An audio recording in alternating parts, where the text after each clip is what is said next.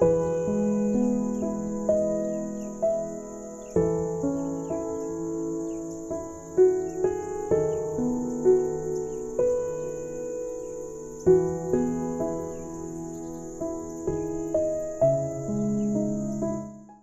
movimiento de las raíces hebreas es la tendencia que se viene dando hace años dentro de la iglesia evangélica, en especial en la pentecostal, por destacar las raíces hebreas del cristianismo.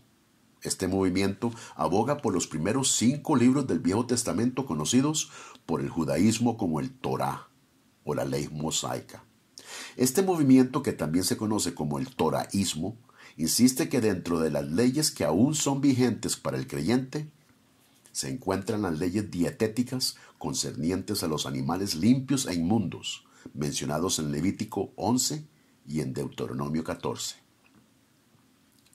En este segmento presentaré varios argumentos que demuestran que el cristiano no está en ninguna obligación bíblica por mantener la dieta judaica del Viejo Testamento. Es más, demostraré que el Nuevo Testamento repudia a los que intentan mezclar la ley mosaica con la gracia. En Génesis 9, después del diluvio, cuando Dios establece el pacto noético, se nos dice que todo, enfatizo, todo lo que se mueve y vive será adecuado para el consumo humano. Todo. El libro de Génesis carece de mencionar alguna lista de animales limpios e inmundos para el consumo humano. La única prohibición, como nos lo dice el verso 4, es en comer la sangre. No fue sino hasta 800 años después que Dios, por medio de Moisés, instituye los códigos alimenticios con el pueblo de Israel. Los seguidores del toraísmo nos tratan de convencer que estas leyes fueron establecidas por razones de salud e higiene, pero Deuteronomio 14 nos revela otro motivo, y nada tiene que ver con salud o higiene. Aquí pueden ver que Dios mismo dice haber escogido a Israel de entre todas las naciones para ser un pueblo santo, separado y único, diferente a las demás naciones. Por lo tanto, nos dice aquí, no comerán nada abominable. O sea, la razón era la santidad, la separación. Por eso, Dios establece un estándar dietético diferente para el pueblo de Israel, un estándar que ninguna otra nación estaba sujeta a observar. Esto es evidente más adelante en el mismo capítulo, donde en el verso 21 se nos revela que lo que para el israelita es abominable comer, en este caso un animal que ya estaba muerto, este mismo animal bien podía ser regalado y hasta vendido a los gentiles que vivían dentro del pueblo de Israel, sin indicar que Dios tuviera ningún problema que ellos lo consumieran, dejando claro que las leyes dietéticas eran para Israel exclusivamente y no para las otras naciones. Nótese que aquí de nuevo se nos dice la razón, porque tú eres pueblo santo a Jehová tu Dios, señalando la santidad una vez más como la razón por esta distinción y separación de los otros pueblos. Asimismo, el texto bíblico nos enseña a un Dios que constantemente juzga a las demás naciones por idolatría, maldad, orgullo, inmoralidad, etc., pero nunca por incumplir las leyes alimenticias de Israel. Cuando llegamos al Nuevo Testamento, nos encontramos con que este tampoco es de mucha ayuda para respaldar los designios de los judaizantes, pues aquí no se encuentra mandato alguno que obligue a los gentiles convertidos al cristianismo a observar las leyes alimenticias de Israel. En el libro de Hechos, capítulo 15, tenemos lo que se conoce como el Concilio de Jerusalén, donde se nos expresa que algunos judíos cristianos estaban exigiendo a los hermanos a circuncidarse para ser salvos, y aunque Pablo y Bernabé discutieron fuertemente el tema con ellos, se decidió que era mejor partir hacia Jerusalén para consultar con los apóstoles y ancianos que allí se hallaban. Al llegar a Jerusalén, Pablo y Bernabé se encontraron con que aquí también habían judíos que insistían que los hermanos tenían que no solo circuncidarse, sino que observar toda la ley de Moisés.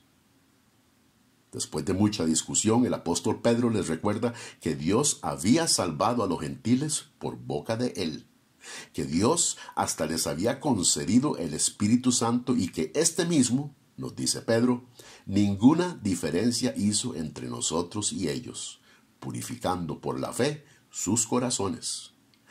Esto es devastador para los seguidores del toraísmo, pues si el Espíritu Santo mismo no tomó en cuenta la dieta judaica en hacer distinción entre judío y gentil para la salvación, quiere decir que la dieta israelita es insignificante para la salvación, ya que lo único necesario para la purificación de los corazones, según Pedro, es y siempre ha sido la fe. Es más, el apóstol termina el discurso diciendo que ambos, judíos y gentiles, somos salvos por la gracia.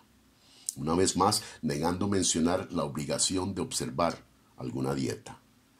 Como resultado de esto, los apóstoles deciden redactar una carta dirigida a todos los líderes, y así poner fin de una vez por todas a la confusión que estaban causando los judaizantes. La carta, descrita en su totalidad en el mismo capítulo de Hechos, termina declarando 4 restricciones. Número 1, que los gentiles deberían de abstenerse de lo sacrificado a ídolos.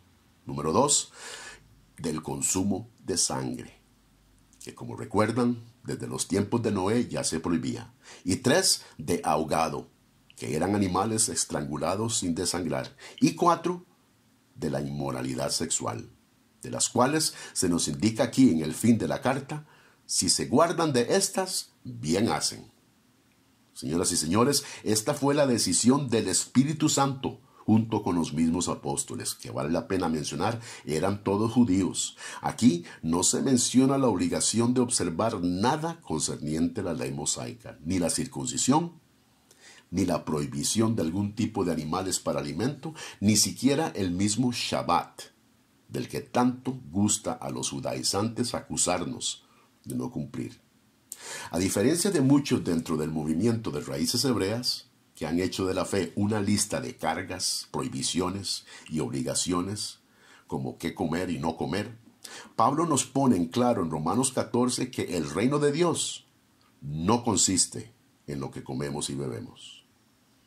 En Colosenses capítulo 2 nos explica que no hemos de ser juzgados por comida o bebida, o días de fiesta, luna nueva o días de reposo.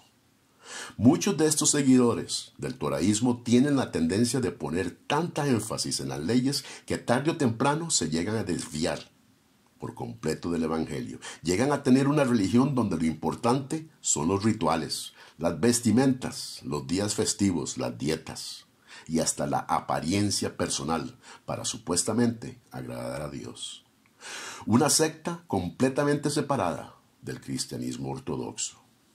Este intento por mezclar la ley y la gracia no es nada nuevo, pues resulta ser el tema principal de la carta a los Gálatas, donde Pablo fuertemente enfrenta a los creyentes que estaban cayendo bajo la influencia de judaizantes. Pablo argumenta que el hombre no es justificado por las obras de la ley, sino por fe, recalcando que por las obras de la ley nadie es justificado. Pues si por la ley fuéramos justificados, entonces Cristo murió para nada. Por eso más adelante nos revela que los que creen justificarse por la ley no solo están separados de Cristo, sino que de la gracia han caído. Si los que están apoyando el movimiento de las raíces hebreas quieren comer kosher por convicción propia, como parte de una devoción personal y promesa, bienvenido sea, y que lo disfrute y que sea bendecido. Esto está perfectamente dentro de la libertad que tenemos en Cristo. El problema es cuando empiezan a hacer de estas medidas la prueba de fuego de fe, de manera que ya la unión de la iglesia no es Cristo, sino que la obligación de trivialidades, como lo que comemos o no comemos. Congregaciones enteras se han dividido por este tema. Familias y amigos han dejado de tener compañerismo por culpa de este legalismo. El cristiano tiene un compás que lo guía, que es el nuevo pacto, un pacto instituido por el mismo Jesús la noche antes de morir, un pacto nuevo que en el capítulo 8 y 9 de Hebreos es examinado, analizado y comparado con el viejo para ver emerger la superioridad de la figura de Cristo y concluir que ahora tanto mejor ministerio es el suyo, cuanto es mediador de un mejor pacto, establecido sobre mejores promesas. Nótese la palabra mejor. Gracias por escuchar. Suscríbase a nuestro canal hoy mismo. Aquí en Logos, Ética, Evidencias y Razones nos gustaría conocer su criterio sobre este tema y le invitamos a participar.